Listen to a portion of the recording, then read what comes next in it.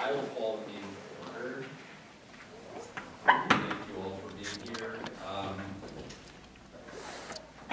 While I'm pulling up the agenda, and then apologies, the projector is out of order, so we don't have it here. So if you want to follow along based on what I said, that might be helpful. We can go around to our introductions, which is particularly important because we have a new member. So I'm going to ask you to hold up and go last. That's all right. So we go around and we'll all introduce ourselves, and then we'll give our new member a chance to introduce himself and tell us about it. So I am Joe Ford, the chair of the committee, and I live in the Highlands neighborhood. I'm Costas, and I live at 125. I'm Lonnie Murray. I live in Chicago. I'm a representative of the Planning Commission for the Whitehall District. I'm Michael Monaco. I live in the Emerson Commons neighborhood, and I'm the secretary. I'm Valerie Long. I live in Old Trail. Bruce Vitale, live in Old Trout. Grace Reamer, I live on Laytown Road. And I'm Nathan Alderman. I live in Western Ridge. I'm a former journalist, editor, writer, fact checker, and researcher. Welcome. What drew you to our committee? I've tried to step up my community involvement. Maybe I think I canvass a lot for various causes and campaigns that I believe in. Supervisor Malik asked me if I'd be interested in applying for the group, so I thought, why not?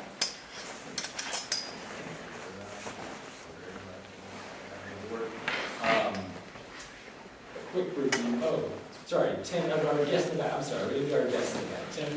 Tim Tolson, President of the Crozet Community Association, and just FYI, all of the minutes are linked to the CCAC, CrozetCommunity.org website, so that's an easy way to pull them up since you don't have a projector. Yeah, thank you very much, Tim. I appreciate that. My name is Addie Stump. I'm the Communications and Public Engagement Manager for the county, and I'm filling in for Allison, who couldn't be here. She's sick today, so I'm here, Allison. Pseudo. So, quick agenda review. I think, as I mentioned, some people are coming in. This is going to be a light meeting. My apologies, things got jostled. We were supposed to have our downtown Crozet. This was a big meeting with Barnes Lumber, transportation, all that. That had been planned for several months. And then, like 3 days before Christmas, Allison sent me an email and said the county folks are not ready to do that yet. So, can we push that to February? So, kind of scrambled to put some stuff together. And Supervisor Alex specifically wanted to update or talk about this, NOAA and the neighborhood, downtown neighborhood overlay stuff and the master plan. So, just kind of cobbled together. So. If it feels a little hodgepodgey to do together, it is. It's trying to put this together in the week between Christmas and New Year's is not super fruitful. But we will have some time too. I want to make sure we have some time at the end to plan for the rest of the year, since the supervisors and everybody else is kind of planning for the rest of the year. It's something we can do and think about what we want to do for the year. So that'll probably end up being time to do. So unlike most of our meetings where we're rushing to get out before the library closes, I think we'll actually get out of here. Especially with this rowdy crowd. Yeah, yeah. So, thanks. So, the first thing we do have to do, we did slip behind, and that's mostly my fault, entirely my fault over the summer with our breaks. Going to the all CCA meetings, we did fall behind in getting the minutes approved, so we just have to clean that up and get those formally approved. So, thank you to Michael for standing around. We have 4 sets of minutes that I circulated. Sorry, do you remember which they were, Michael? June, August, September, November. Yes. Did anybody have any additions or corrections to those? If not, perhaps we can just approve them all. Motion. Thanks, Valerie. Second. Thank you for seconding that. All right, in favor of approving those? Opposed?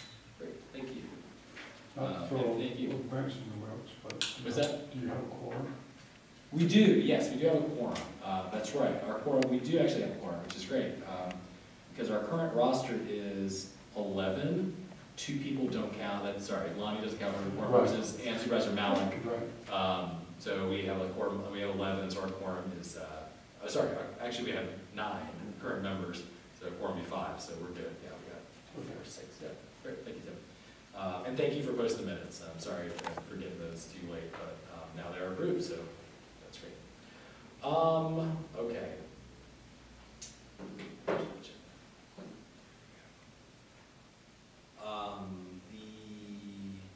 Well, let's go ahead and do this. Lonnie, can we just go to your update? Do you have anything from the planning commission side?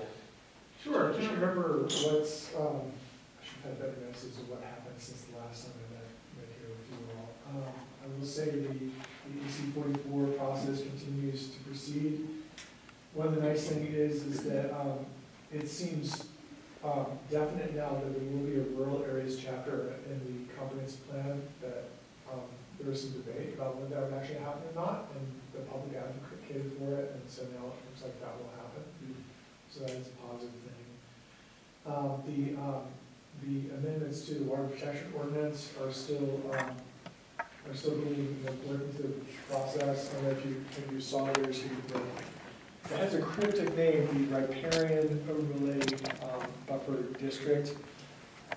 If you haven't had a chance to go to the county website and comment on that, please do. A lot of the issues like the fairs will be coming up soon. The issue of a water protection ordinance and how it's enforced, is a very important issue in terms of the quality of the community. So make sure you get there. It's a Tuesday, but make sure you look at it. I'll be willing to answer any questions people have on that. Also, I attended a long session, joint session with the board of supervisors on affordable housing, and that was a very interesting discussion that they had. It was clear that the board is supported, and I can't speak for the board of supervisors, but it's just clear being there, listening to the comments that made, they're in support of incentives to help make affordable housing happen. It was also interesting that a lot of my peers on the planning commission, including me, voiced some skepticism as whether the free market is really enough to get us affordable housing. And the idea was raised, maybe Albemarle County should either use land that it has or purchase land itself to provide affordable housing. And a surprising thing was that actually there was, seemed the board of supervisors was receptive to that idea. So I think that too was a very positive and encouraging thing to see.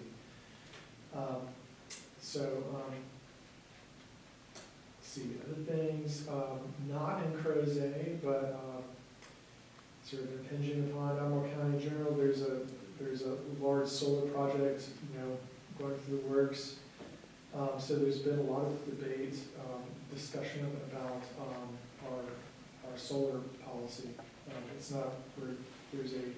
Staff is working on new guidelines for solar in Albemarle County, but right now it's sort of kind of the Wild West. These are projects that can span hundreds of acres. There's been some really, really large ones in Virginia, and they can have a really huge impact. They can be effectively like a large industrial use within our rural areas. There's been, in Fluvanna County, there's been some where there's massive runoff coming from these things that then float onto other people's properties. So a lot of attention is being paid to that, and whether we're trying to get that right. Of course, a lot of people are trying to get their solar projects in before we actually have it. So there's some things that are going on. If any of you have any questions? So you just, Lonnie mentioned it very briefly, the Montclair project was supposed to have its meeting for the board of supervisors tonight. The applicant deferred that. There were some questions about the notice and things being up on the website. And so my understanding is they pushed that to, I think it's the 21st meeting. So they've deferred that in case some people are following along. Lonnie, I wanted to ask you about the water protection ordinance. Yeah. This is so because I know we shared this around before and we talked a little about it a few months ago.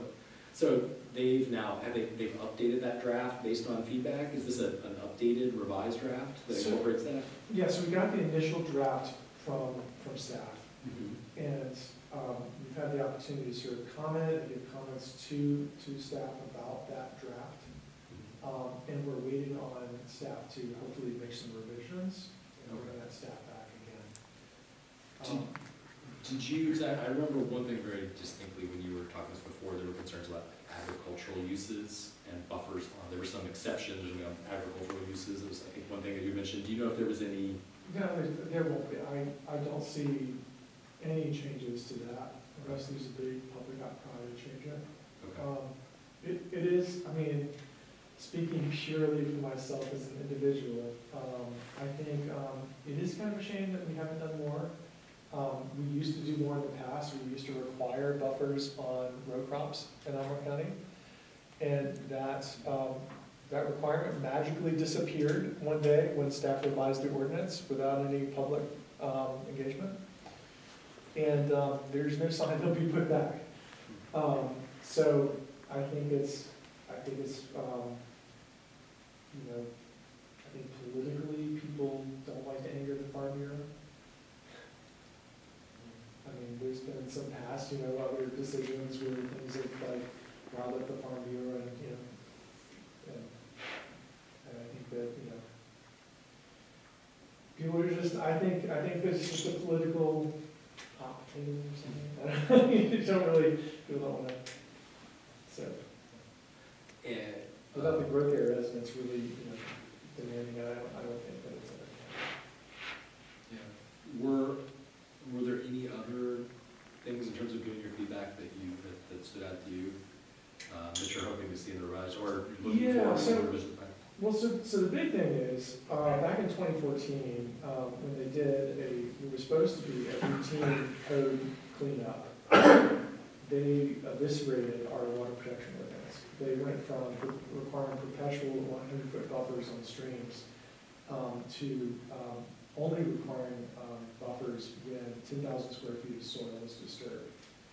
Which effectively meant that in the rural area, they erased any protection for streams in the rural area. And it's also impacted areas in the growth area because developers figured out, well, they can just erase a stream buffer, 9,000 feet at a time, 9,000 square feet at a time, and not fall under the ordinance.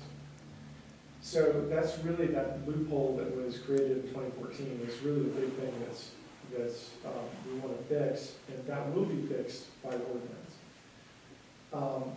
I think that the big thing is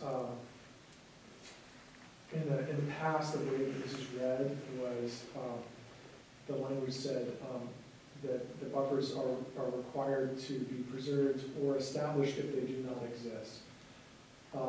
And it's my preference that that language goes back, that goes into the ordinance, that any cases where they're in the interim between 2014 and now, people ended up erasing buffers that they have to allow those buffers to reestablish. That we start enforcing that 100-foot. Any other questions about? So how does that look as far as getting that changed? Well, I mean, so there is a website. The county has an engagement site set up specifically for that change. So you can go to that website. I encourage you to read all the materials. They have a summary for the public, and then they have the full text, the full legal document out there. So I encourage you to read through as much as you can stomach. So what's that called? So it's the Riparian Overlay District. What was that again? That's the Riparian, I think it's, if you look for Albemarle Riparian Overlay Buffer District, you'll see. Yeah, it's under Engage Albemarle website for giving feedback. Yeah, it's called, if you just sort of Google Riparian Buffer Overlay District, yeah. Yeah. It's part of the Engage Albemarle website. It's one of the tabs you can click on.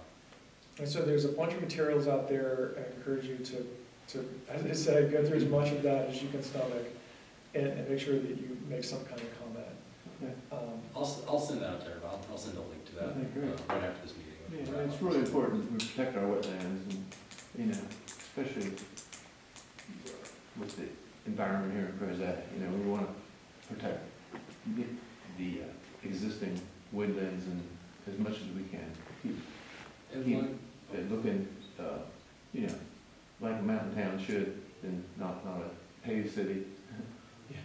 I mean, and one thing I've said, and it seemed like there was support for this, you know, it's not a thing we took a vote on the planning commission, but it seems odd that in the rural area, we have 100-foot buffers on intermittent streams, and then get to the growth area, and it goes from 100 feet to 0 feet.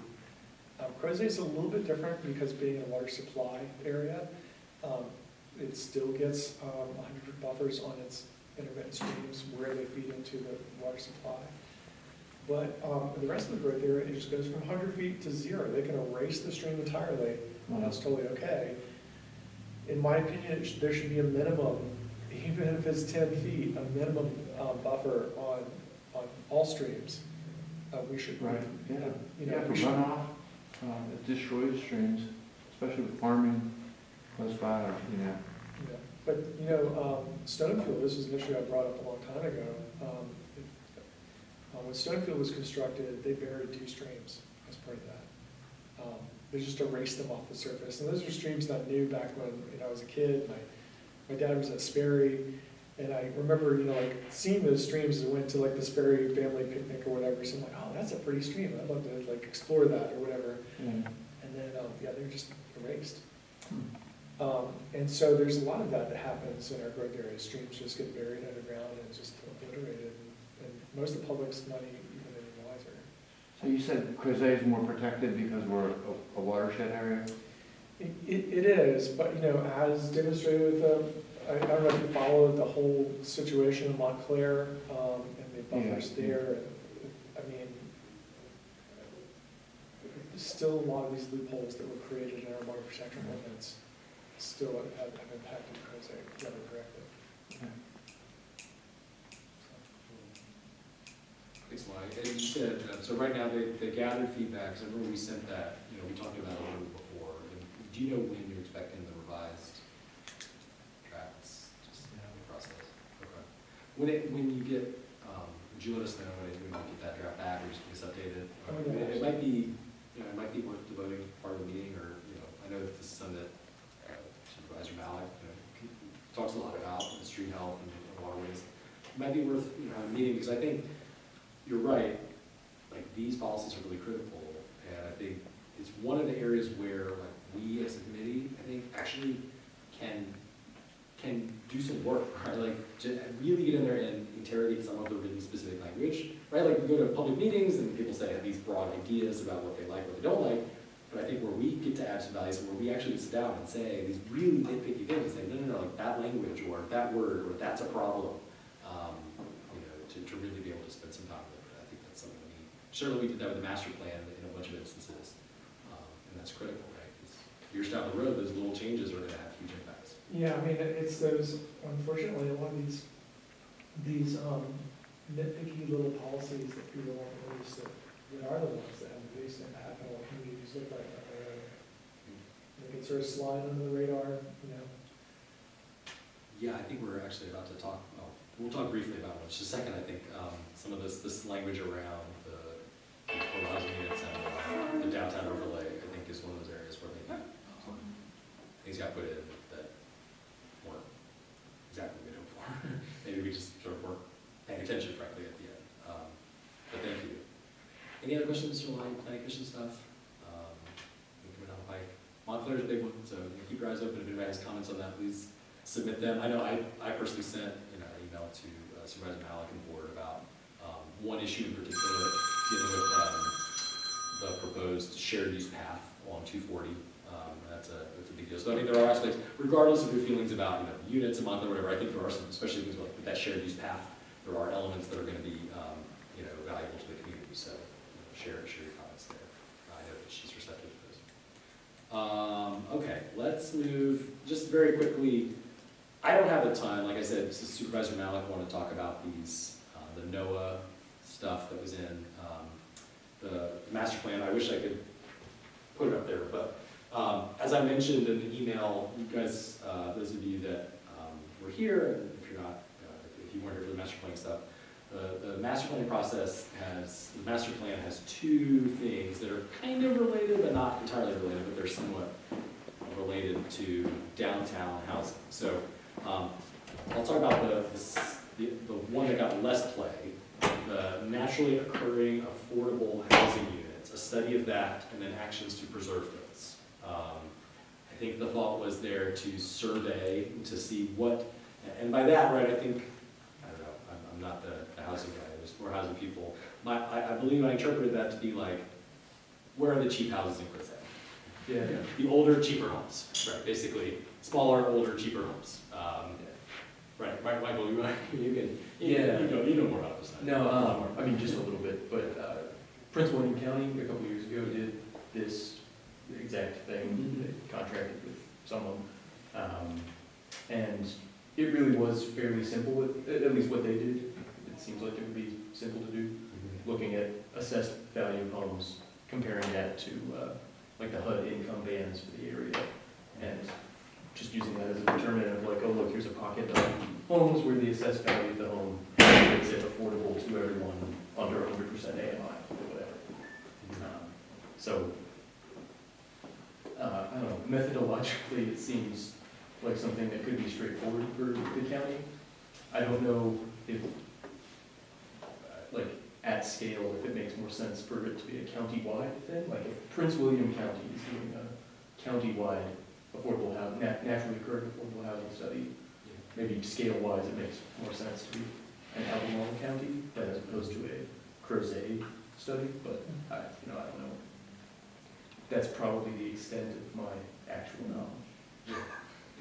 And I know Supervisor Malik was saying, when she characterized it, emailed to me, she said she would like to just discuss this, and her recollection as she described it, there was a plan to make a plan, but where it stood. And I asked Allison to check with staff about any updates about when they anticipate that, and I don't have an update on where that is. I don't think it's really in the queue. I think everybody's so focused on AC 44 and the comp plan that we don't have an update on like where that stands with the current there.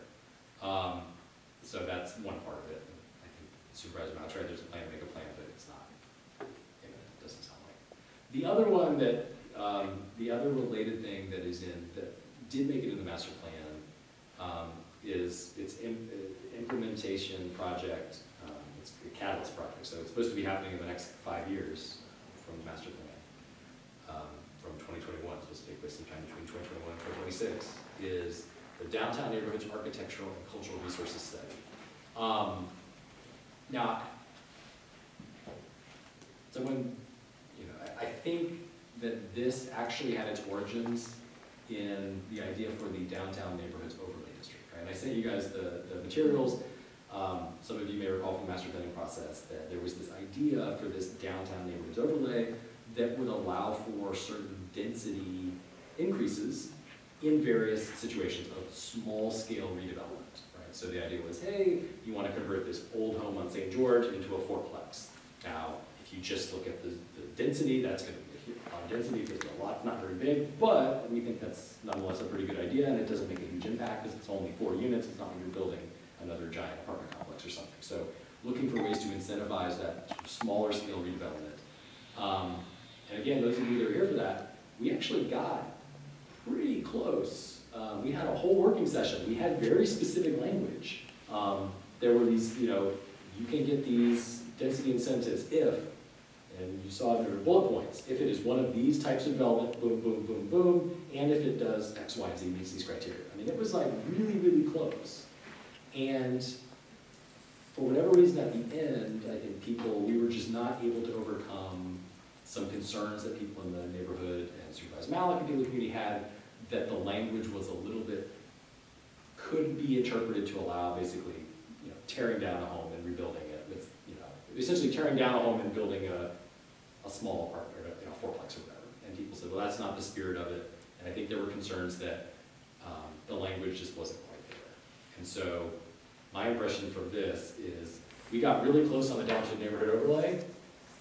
And instead of just saying, well, we're gonna do the neighborhood overlay, they then, when they went to write the plan, they backed up and said, well, hold on, whoa, let's back up. And instead of just doing the neighborhood overlay, let's make this two phases. First, we will do a architectural resources study.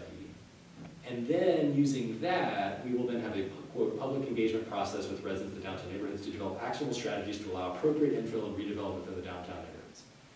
Which is what we were doing in the master plan, was that. So, I guess, I think, Lonnie, this is one of those instances where I think, like, personally having to have this meeting, I think I'd say we dropped the ball, but I think we were so focused on so many other parts of the master plan, I think that got put in there, and if I had to go back and get a do-over, I would go back and say, wait, why are we gonna do this two-phase study and then a study and feedback? We got all this feedback, we were right there, we just have a few words to tweak to do what you wanna do, and now we backed it out and created a 2-year process. So, that's on me, and I think us, and I think that's on us and the staff. I think, frankly, I read that and I kind of am frustrated, because I think we were really close to doing something that a lot of people really agreed on, and now it's,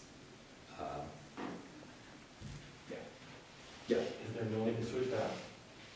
Is this change irrevocable? Yeah, no, it's, I was gonna say, it's a shame we didn't just have some broad ideas, kind of essentially what you said. yeah. Identify ways you could support infill, small scale infill development, and then, which is sort of the goal of the comprehensive plan, right, a general guide idea, and then task staff with, preparing it into a zoning ordinance when you get into all those nitty-gritty details. Mhm.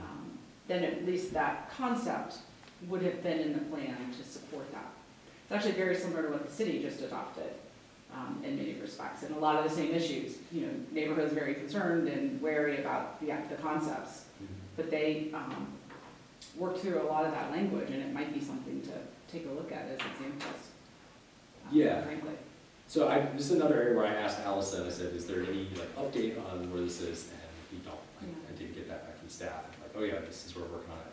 The other thing that I mentioned to her is, and Michael, this ties in with what you just said about what you were saying about the NOAA study, right? Like, is this a Crozet thing or is this a county thing? Honestly, I think it's great that we were pitching this for Crozet in the downtown neighborhoods. It had a very specific context, but as Valerie's just describing, I'm describing, well, that sounds like there's lots of parts of the county where that idea could be relevant, right? I'm sure very similar concerns are probably happening in Scottsdale or happening in other, right? There's probably areas where that same concept might be doable. So one thing that I asked Allison, and again, I didn't hear back specifically on this, so we'll have to ask her next time for an update if she knows it, is this same idea being incorporated in the AC 44? Similarly, right, in the same way, or similar idea, like how, Crozet, we were the guinea pigs for middle density residential, right? It made its debut in the master plan before it was even in the countywide zoning, and now AC 44 is incorporating that. So I'm sort of hoping, and maybe Allison can get back to me and we'll see if this goes in, but maybe this concept will find its way in. Like you said about it, Charlottesville can do it, maybe this similar concept will make its way. So that's, frankly, at this point, maybe that's our best bet, right? To try to promote this is, rather than waiting for another master plan update, is to try to advocate for something like this in the comp plan. So, any other thoughts on that? Oh, yes. This idea about density, one of the things that surprised me, I guess, and speaking with staff, is that it seems particularly in environmentally sensitive areas that when we're talking about density and the way we've constructed our zoning, we're not really, we don't do enough to consider the footprint of the buildings, right? So it seems to me that I would have less concern about more units being on a parcel if the footprint of those units was constrained. I guess to give an example, if you had an area that had streams or critical slopes, you don't want a bunch of residential units spread across that parcel. You want them, compact in the corner of that, right? So if you can build up, or if you can build more tactfully and constrain the, where those occur, then I think you can accommodate a density that has more inherent green space to it, right? So you end up with more green space as part of that if you're saying like, okay, we can have more density, but we have to stay within a smaller footprint. And so that's an idea that, I don't know, maybe it's just me, but I would like to see more of that, to sort of think about like ways we can do more, but with less footprint and leave more open space. I'm brand new, I'm just like crammed the master plan in my brain today. But it sounded like one of the emphases on the master plan was height of the buildings. So it might be tricky to get that compact footprint and get greater density without bumping into people's concerns about the height of the development. Yeah, I mean, I think to speak honestly, I can't say for Crozet specifically, but in terms of the county overall, in the growth areas, I do support greater height. As long as you say, if that greater height comes with a reduced footprint, I think it's could be a very good thing. I don't disagree. And there are places, particularly thinking along 29, where does it really matter if we have a taller building on 29 North? I mean, does it really matter? Now maybe in areas of Crozet, we don't want that, but there are some benefits of having taller buildings if you can, particularly if it allows you to conserve space and have more green space, more walkability. It's something to think about. Any other thoughts on that? So I think, as we go forward in the AC 44 conversation, again, this may be a place where we could play a role is to try to drive that home, keep that idea alive, or introduce it. If we get comments, we can borrow from our good ideas. We spend a lot of time working on that. We work with staff, we spend a lot of time. I don't think we shouldn't just, we shouldn't abandon that, right? We need to repurpose that, I think. What's good for us is probably for the county too. I mean, the one concern I have about a specific idea is, there's been, I don't know if there's a study on it per se, it's all too soon to say, but there's been a lot of speculation in Charlottesville. People buying up on houses, as you said, this is a concern that people have about that, is that if people buying up houses,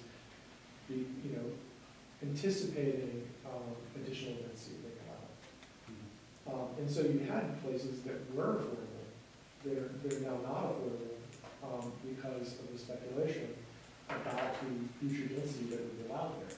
And so you have to find a way to avoid that trap, right? And I think that's sort of what a lot of that Charlottesville discussion was about, is how do you get a win-win out of that, right? How do you, Well, that's where I think, two thoughts there. One, this conversation, I'm glad that Ann brought up. I know, this isn't like the most necessarily productive conversation or like doing something that we can have tonight, but I think it's timely. I'm just thinking, driving on 3 Notch Road, and several of those older homes along 3 Notch Road just recently went up for sale, right? And those are naturally affordable housing units, the older stock. And I think, that's kind of a sign of like, hey, these older homes are going to go up. And, if they get torn down and only a large, $600,000 4-bedroom, 3-bath house goes up there, that affordable unit's gone, right? It's just gone. That's not coming back. And so I think this is, and looking back, I think this is where one of those places where, it was probably a missed opportunity. Like the failure to plan was kind of a plan to fail. If you just go in there and there's no plan for redevelopment, obviously there are people that didn't like the plan for whatever they said, well, they might have loopholes or whatever, but there's plenty of loopholes now, right? There's a lot of, there are downsides to not having a plan. So, yeah, and then the other thing is, right, it's not only things like fourplexes, things like accessory dwelling units, bungalow courts, all kinds of conversions to incentivize. Bruce? Yeah, I was just gonna say, if we're gonna increase density in the downtown area, 4 units to 1, green space is a good idea, but also, what about small neighborhood parks? We only got like 1 park in town. You know, if you're in an increasing density area, people are gonna need places to go sit on a bench and, you know, with some trees and some squirrels and birds and whatever. And, you know, you should also plan for that, some local area parks. Like buy one of those houses and convert it into a park. Yeah, some of those houses are in bad shape. Looks like if you're gonna preserve the existing structure, you're gonna need to do a lot of rental work on it. But maybe, an incentive could also be, since I know we've lost a good chunk of our tree canopy over the past 20 years, maybe, we allow greater density on the lot if they plant a certain number of, you know, trees on that lot to add to the tree canopy. That would also have the effect of limiting footprint because you have to have room for trees. I like that idea. That's nice. And I think, the other thing too, that when we had the joint meeting with the board of supervisors, is there's strong support for helping provide more funding for, repairs and renovations.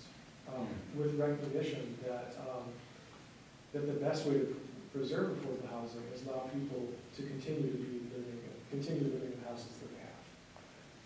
So that some of those older houses could be renovated and repaired. And so we do have some great, great programs locally for that. That's awesome.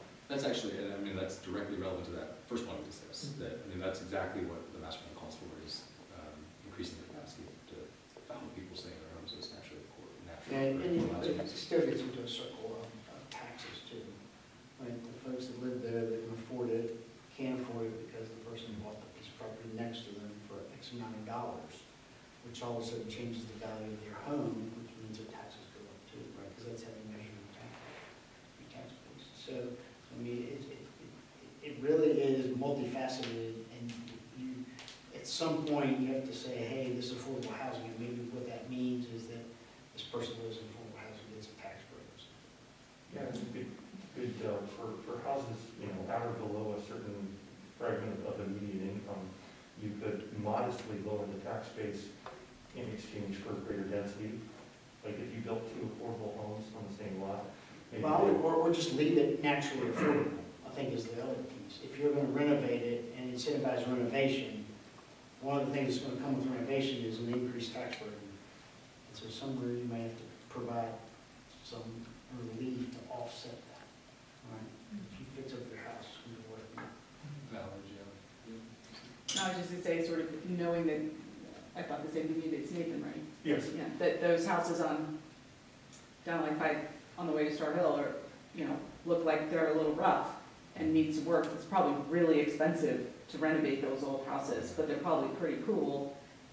But so in providing an incentive, okay, well then you can subdivide the lot and put 2 new units there if you incur the expense of maintaining or renovating and maintaining the existing house so that we retain the character that those houses have, which I think is really important. And maybe if the additional units are no larger than the existing unit. Yeah. Yeah, right. And that's exactly, I think, That's roughly what the city did with their ordinance, is they, you could put 2 more units, but you got a bonus unit if you preserve the existing one. And that was an effort to do that. So. I think we can do some good in the AC 44 and push the county to consider something like that. To use our expertise in all those conversations that we use in the master plan. I hope that that's something that they're already planning to import, but if not, I think we need to be really vigilant and to be like, hey, this was a really cool idea that we had, please do it. Okay, great. That's a good conversation about that. Let's move just very briefly in the last few minutes here. Planning for 2024, year ahead. Allison was going to update us on training and vacancies and women, since she's not here, she'll be next time. Are there ideas for topics people would like to cover in the year ahead? And or things that you'd like to see us do, or like ways of operating that would be helpful? Take a few minutes and just do that. Topics, I mean, we do have, like I said, downtown is coming next month, so everything downtown, Barnes Lumber, Square, roads, all that is going to be next month. We also have promises. Allison has just talk to people with our sort of annual like transportation update, like what's going on in Crozet and the roundabouts and Eastern Ave and all that. The other one that I've been pushing for, which we haven't had in a little while, is parks. I know it's like been about a year and a half since we had parks here, so I'm hoping that's a late spring thing. Allison has been bugging them to come back and talk about parks and recreation. Other topics, things people would like to see. I would just add on exactly what you said, but just sort of maybe with a focus of implementation of the master plan. I thought that's, I can't remember which meeting sort of structured that way, that it was really helpful to see how, oh, yeah, we have this plan and goals and implementation strategies, and maybe it was helpful to see, oh, the staff actually was working through a lot of these implementation goals, but maybe we just didn't realize it. Yeah. And so, especially I think Parks and Rec would be a great topic to understand, you know, there were like trails and. Right, even the parks, yeah, they Yeah. checked a bunch of, they're like, here's what's going countywide, Biscuit Run, but then like, let's talk about Crozet. Yeah, they were really good about that. I think maybe Oh. they're maybe looking at another phase for the Western Park, that old trail with bathrooms and pavilions, I think. Is that right? Do you know, Bruce? That was my understanding. Yeah. So White House. that would be of interest, for sure. Yes, absolutely. Lonnie? I don't know, I mean, the only thing I was thinking too is, I don't know if any of you have noticed, around the local schools now that there are signs that have conservation mowing signs there. And I don't know if you know about that whole program, but that was something that started in the National Heritage Committee, as a way to, the save resources, but also start encouraging, areas to become, more wildlife habitat, on county lands. It's something I could get Kristen to kind of talk about, she's been very involved in that. Kind of it's a nice way that people are sort of saving, reducing our carbon footprint and,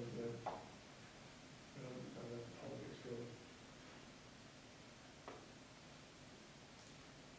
I don't know if people know about it. No, that's. We've heard from the kind of recycling initiatives either for a while. Right, has it been a couple of years? Since, I don't know where the update is there, for recycling in Crozet, on the county, because right now it's pretty limited. I'd like to know if there are any things or any possibilities for adding composting to municipal services. There's a private company that does that. Might be interesting to try and see if we can take that wider. We went from throwing out bags and bags of trash every week to throwing out a single bag of trash when we started composting. I'm not up on the timing, so I don't know if it would be relevant in the near future. The three-notch trail. Is there any update this year that would be good to slot in? That could be part of transportation. Yeah, that's true. That would be great. Yeah. There is some sort of an update. There's momentum. Yeah, it The is. study, the study, they got the grant for the study. Mhm. Yeah, but it would be nice to know where that is, and maybe once it's done, I don't know how long the study takes, once it's done, or once it's partially done, but yeah, that would be really, but you're right, I'm not sure exactly where that lives. Yeah, I assume transportation somewhere, but I'm not, yeah.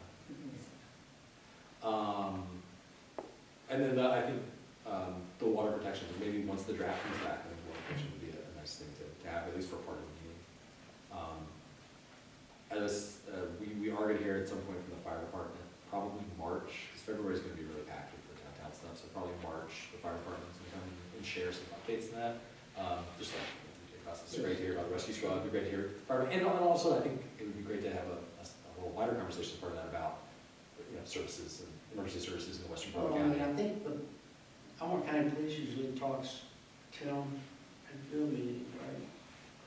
Yeah, well, they come, and this time, tomorrow, Lieutenant, Meyer will be there, he's the new, director of the Blue Ridge District, new commander of the Blue Ridge District, so they come every time. And then might be useful to have similar group or different group of people, but Yeah. maybe useful. Because we get from all the other services, I don't think they present to us since I've been on the committee. That's a good point. just crime rates and things. We've had little sprees of stuff in the community. Yeah. A couple of things going on. Awareness. If you ever want to talk about, kind of think about landscaping and native plants, we could get Rep. Bradley with the county to put a role in the streetscape down here, which includes Virginia native plants, stormwater. And Long, I haven't forgotten, at one point you mentioned, I have a note from a while back about invasives. Yeah, I think you could combine those two topics Yeah. together. So, I mean, you could find, you know, there could be a meeting with several different like conservation line topics. Invasives would be helpful, native plants and water protection and mowing. yeah, it keeps frustrating that I see Mandina around Crozet. Sorry, what is that? Oh, What am I looking for? Oh, Nandina, it's something called heavenly bamboo. It has these red berries on it, but it kills birds.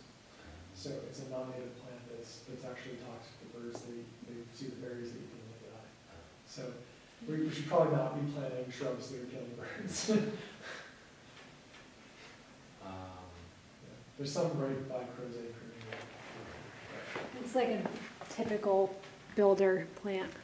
It is, unfortunately. Yeah.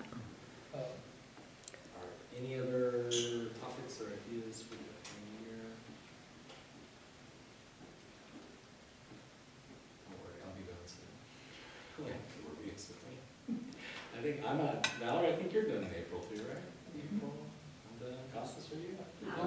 Although I received an email from the deputy clerk saying, oh, you're eligible to apply I did again, too. please apply. And I wrote back and said, are you sure? I'm not sure if I am eligible.